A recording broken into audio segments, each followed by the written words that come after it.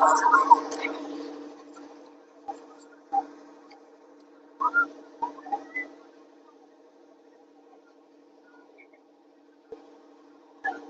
اللہ الرحمن الرحیم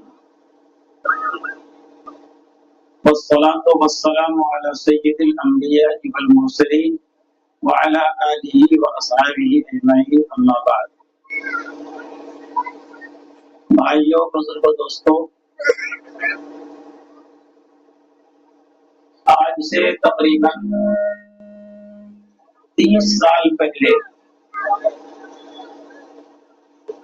جب میں حلقہ میں پڑھایا کرتا تھا تو شاید مسجد کے پچھم طرف کسی بچی کا نکاح تھا۔ حلقہ سے نکاح پڑھانے کے لیے گہرا باڑی والے ہاشم بھائی کے ساتھ رکشے میں آیا۔ تقریباً 30 سال سے اوپر ہو گئے۔ اس کے بعد آج پھر میری حاضری آپ لوگوں کے بیچ میں ہوئی ہے۔ مل کر بڑی مسرت ہو رہی ہے۔ قاری اصغر صاحب میرے بچپنے کے ساتھی ہیں، ان کی نواسی اور نواسے کا عقیقہ ہے۔ انہوں نے مجھ کو مجبور کیا آنے کے لیے، تو میں حضرت مفتی صاحب کے ساتھ آپ تک پہنچا ہوں۔ آج کی جو تقریب ہے، اس تقریب کے تعلق سے بہت ہی جامع اور ہر درجہ مفید اور مؤثر تقریر الحمدللہ ہو گئی۔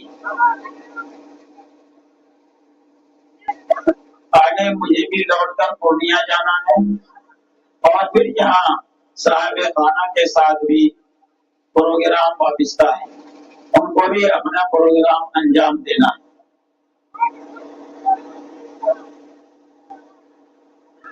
جب بچہ پیدا ہو تو پیدا ہونے والے بچے کا معاملہ بڑا عجیب و غریب ہے۔ جیسے غربت کے زمانے میں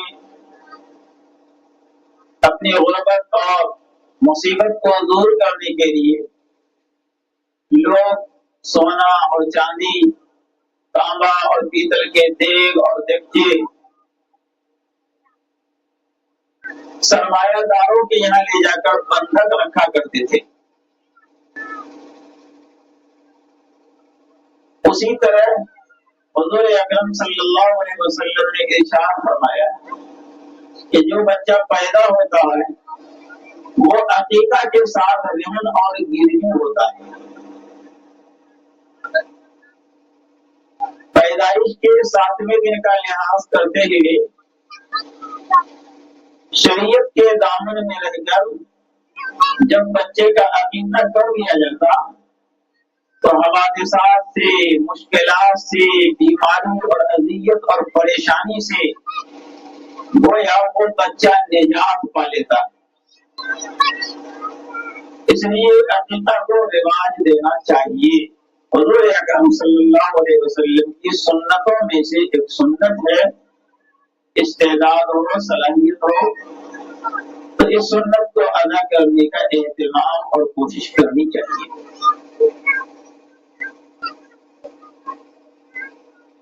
پیدائش کے بعد بچے کو ظاہری طہارت اور صفائی کے بعد اس کے دائیں کان میں اذان اور بائیں کان میں تکبیر کہہ دی جاتی ہے۔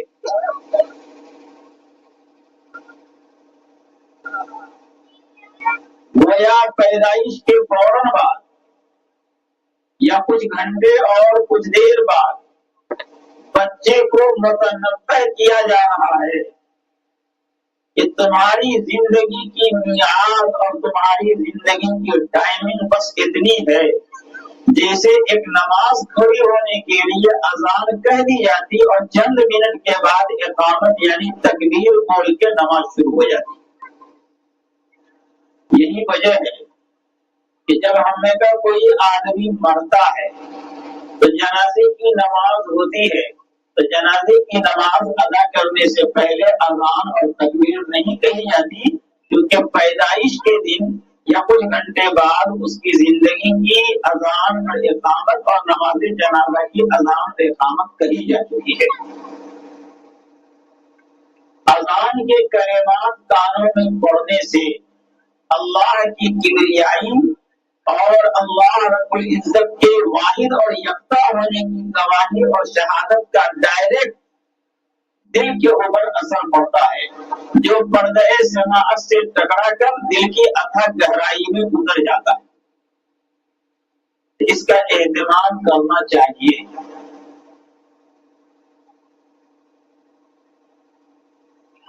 اچھی تربیت، عمدہ تعلیم کا بندوبست کرنا چاہیے۔ اچھا اور عمدہ اور پسندیدہ نام رکھنا چاہیے۔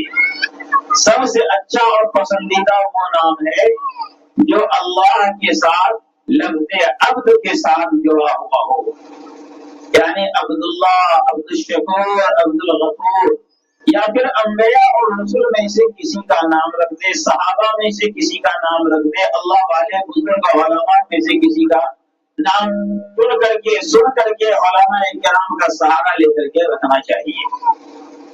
اس کا فائدہ کیا ہوگا؟ حضور پاک صلی اللہ علیہ وسلم نے ارشاد فرمایا، انما تدعون یوم القیامت باسمائکم باسماء آبائکم وَأَحْسِنُوا أَسْمَاءَكُمْ۔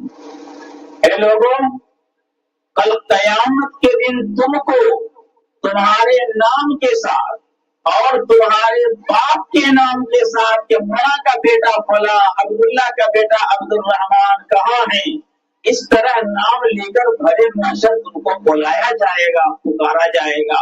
وَأَحْسِنُوا أَسْمَاءَكُمْ، لہذا اے لوگوں اپنے بال بچوں کا نام اچھا رکھا کرو، اور اچھے کا معیار وہ ہے جو اللہ کے نام کے ساتھ جڑا ہوا اور نبی کے تعلق سے جڑا ہوا۔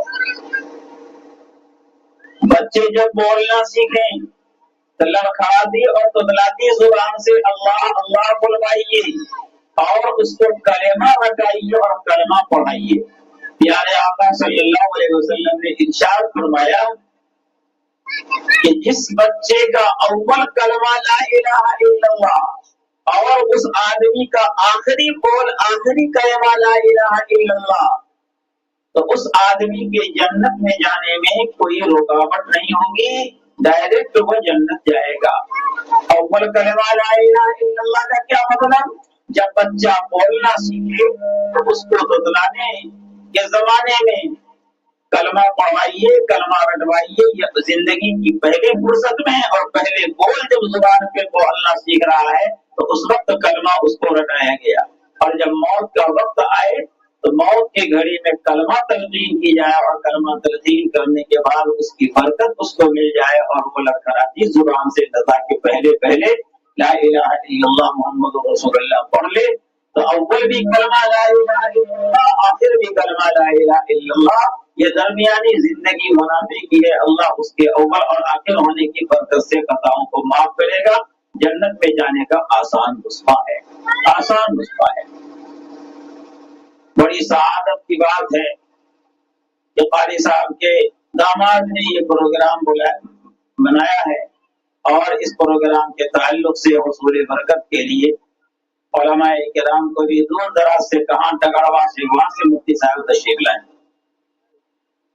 مولانا عبد الخالق صاحب جو دیالپور کے رہنے والے ہیں، پورنیہ میں میرے مدرسے میں رہتے ہیں، وہاں سے یہ آئے ہیں، اور میں بھی ان لوگوں کے ساتھ ساتھ ہو لیا، آپ کے پاس آیا ہوں۔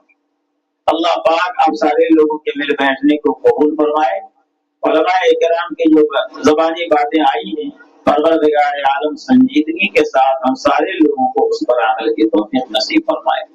بچے کو اگر مصیبتوں سے پریشانیوں سے بچانا ہے تو اپنی بساط اپنی صلاحیت کے مطابق پکڑائی جائے۔